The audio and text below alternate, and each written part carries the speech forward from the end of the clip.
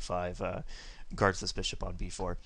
So if he does try a move like bishop takes d5, some people will do this. You can just throw in bishop takes c3 check and then take back with a pawn. This pawn structure is really good for black, where he's gotten rid of the Catalan bishop. And even after like bishop a3, when you say, oh no, black can't castle, you can just kick the knight and then just develop your pieces with tempo and then just castle long. And in this position, black would be doing really well. So white, again, his move is pretty much forced. He generally wants to, guard this c3 knight, and then just castle. And so this is the main line. And in this position, there's a simple way to equalize, I think, as played by Kaidanov, and then there's a more complicated struggle that keeps a lot of play in the position. So I'm going to show the simple way, because if you're playing like a higher rated opponent, you may want to just go ahead and go for this. You basically just play knight b6 and guard the pawn. And you're attacking this d pawn here. So white generally plays e3. And now you just attack the knight on e5. And he can't let you take that because he doesn't want this pawn brought to that square. So he takes in this position. And then plays this freeing move, knight e4. And after check, the knight comes back with the idea of he's going to play queen c2 and just, again, try to win the pawn back. But we just let him. We just play this move e5. Now if we go to the database and we look at this Kaidanov game, we can see that Kaidanov had no problems. He actually castled first, queen c2, e5, d takes e5, rook d8. But this is like a temporary gambit, even though. But he did get plenty of play here. But I think that it's simpler to just play e5 right away, and when he plays d takes e5, you just play queen b5. And in this position, if he tries something like castling long, it's going to be even better than that Kaidanov game. If he tries a move like f4, then we could just take on b2, and this is just a fantastic position for black. So he can try something like castles long. Oh wait, queen takes e5, castles long. But this could get a bit hairy, although this is probably fine. Castles, knight takes c4, knight takes c4, queen takes c4, c6. It's an equal position. I mean, yeah, it's opposite side castled, but a lot of material's been traded, so I consider this a pretty simple equalizing line. And probably after queen b5, he's just going to play queen c2 because that guards everything, and then you can just take on e5, and we reach this position. This is probably the most flexible because white can still castle short.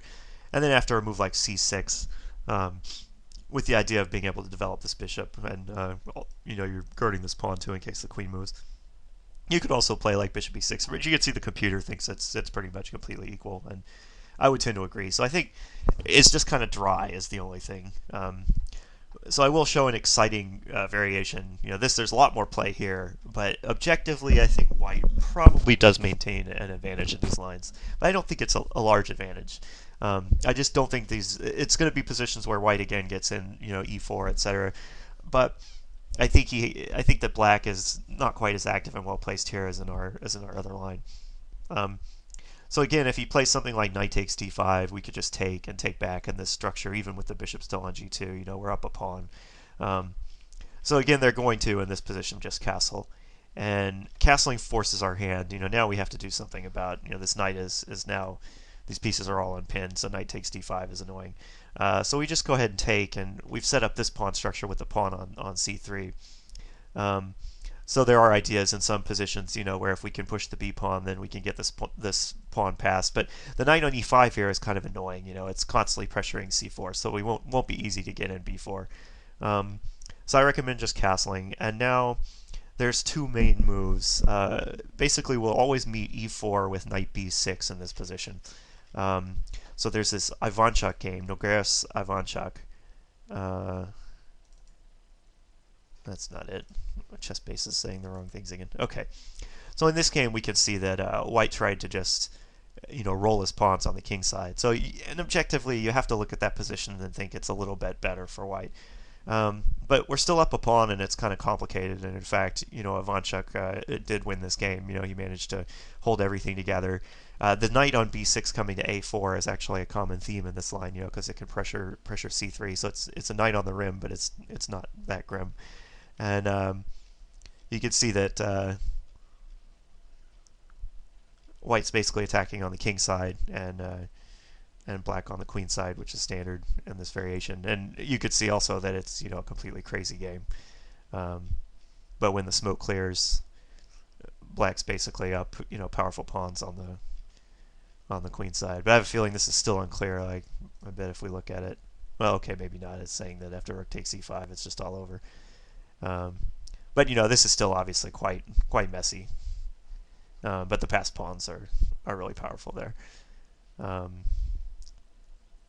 So yeah, I think that in this e4 line, I like going back to b6 and then just playing like Ivanchuk did. It's important, I think, to meet f5 with takes, because I don't think pawn takes is very good here because it trades the bishops and kind of like does away with some of white's central pressure. So I think rook takes is better, and then the idea is after ef is you just bought time to get this last piece out, after which you can see what the computer says here.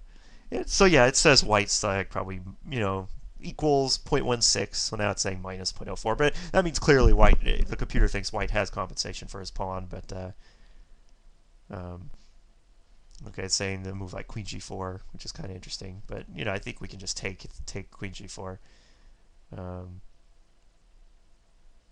And you can't play d takes because this bishop would hang. So instead, rook takes, and then this move f6 seems to be a common defensive idea. And actually, in that against this, it's starting to say minus 0.7, etc. So it seems like theoretically black's doing okay. So a4 I think is the more testing move, with the idea of our natural bishop b7 move runs into this move queen b1, which is actually really kind of obnoxious. It hits this square and the pawn's pinned. So I actually like the way this guy Pavasovich played it in a game. He played f6, and now there's this really sharp line. I think knight g4 is probably the main line, but in this Pavasovich game he played e4, knight b6. Oh no, wait, he didn't play that.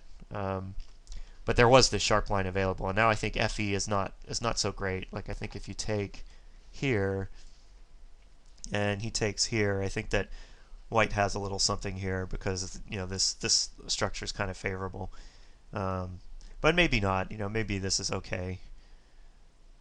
But it's the computer's thinking white has a little bit here, although it's vacillating and not saying that maybe this move b4 is okay. But I think maybe this may be okay for black, but I think he's probably better off retreating the knight to b6 because now this guy has to move. So if he plays something like a5, now we can take, because after this position is fine for us. I think we get our knight out to c6, and these pawns are now somewhat neutralized, whereas ours are still free to perhaps move at some point. And we have this file, and our knight got out to a good square. So I think black is doing okay. Is this the Pavasovich game? Yes. So we can look at this game, Ivanisevic, Pavasovich, and here he just retreated the knight, which is avoids those complications, and then played e4. We went back to our usual square, which is b6, and now this idea queen b1 was interesting, and but I think this move Pavasovich played is kind of interesting, just to play b takes a4, and even though he lost this game, I think positionally he was doing okay. Like, if we ask the computer here, it says it's okay, 0.32, 0.24, 0.2. As the depth goes up, it says, that black is doing fine. So, I mean, we could just flip through the game a little bit. Again, you see that white, is shoving all his kingside pawns. So, I think, it's a tough position, but you have to be willing to kind of defend this sort of thing. Now it's starting to look like white has some play. Let's see what the computer says here. Yeah, see, now it's starting to say white has a little bit of play. So somewhere around here, maybe he didn't find the best moves. Like here, the computer's saying you could possibly play rook b8 or f5. Because once he got like f4 and g4 in, it felt like white had maybe an edge. So I think you'd have to study these positions if you're going to play b5. and you'd have to be comfortable trying to neutralize White's initiative. Obviously, I think also Queen B1 here, instead of playing E4, is perhaps more accurate. This is the computer's idea. But I think then this move C5, which leads to just head-splitting complications, is really interesting. D takes C5 is the quiet move. You can just play knight D7, and I think you're okay with the idea of just taking back here. And if we look at this line on the computer, even this one's a little complicated. Like if you tried something like A takes B5, we take back the C pawn, and then he can play like B takes A6, and then play E4, and it's complicated. There's lots of crazy lines here, like knight to D3, knight B3, sorry.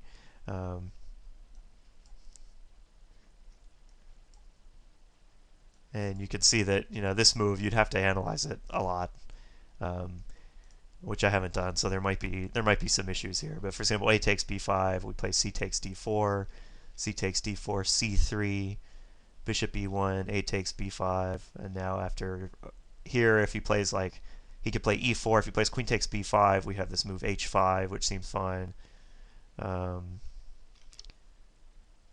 Like if he plays Knight E3, we can just take it here. He doesn't have to play Queen takes B5 here. He could play E4. Then the computer recommends this F5. So you can see this is just crazy, crazy chess. He takes here, we take here. He gets our C pawn, we get his D pawn, and after a sequence like this, one of the main things you see is this knight is tangled up. So we often end our opening, when we can get this knight out successfully. But you can see the computer thought through all this that black is okay. So it seems this C5 move seems pretty good, but you'd have to check it out. This Queen B1 is a novelty, so C5 is a novelty also. That hasn't been played. As we saw in the Pavasovich game, he played E4 here, Knight B6, Queen B1, allow B takes A4. And I think Pavasovich could have been doing fine here, but kind of strayed. So, but again, I think if any of this gives you pause, you don't want to defend that position against a higher rated player, and you want something simple. This Knight B6 move instead of B5 is interesting. You just stop his idea of Knight takes C4, and after this line, you just take and then play the immediate E5, and I think that this is pretty much completely equal. After like C6, Bishop E6, or castles, I think they're all pretty equal, but there's still some imbalance. Black still has a queenside pawn majority, White has a kingside pawn majority. The Catalan bishop is still on the board and it's good, but our bishop is no slouch either. I mean, it can come to E6 and it's a fine piece after playing something like C6. Or you play bishop e6 immediately since it attacks the queen. So I think this is a simple way to equalize, but I wanted to present something that was more in the style of our repertoire, and stubbornly hanging on to this pawn and defending. But I have to say that objectively, I feel like these positions that I'm flipping through here are slightly better for White. Even though the one that Ivanchuk played, E4 without A4. Oh, sorry, that's here. E4 without A4. As soon as that pawn comes to F4, I start to feel like, White's got a little something. So you have to be willing to defend a complicated position, and it's probably worth going through some games if you're going to play that way. But that's my recommendation. I don't think Knight E5 is too scary. I think this Bishop B4 check and Knight B6 is a very simple way to reach kind of a dry equal position. But if you're looking for something more adventurous, then you can play the B5 line that I've recommended here. All right, so next I'm going to talk about Queen A4 check lines. So why does White play Queen A4 check? Well, he basically just wants to get his pawn back, and he wants to dodge all the complications. So if he can just get his pawn back, why isn't this line good for White? Well, the main reason is that one of the main struggles in a lot of the lines of the Catalan is whether or not Black can get his queenside developed and play C5. And in all these Queen A4 check lines, it's very easy for Black to play C5. He can generally just play it in one go, and then equalize pretty easily.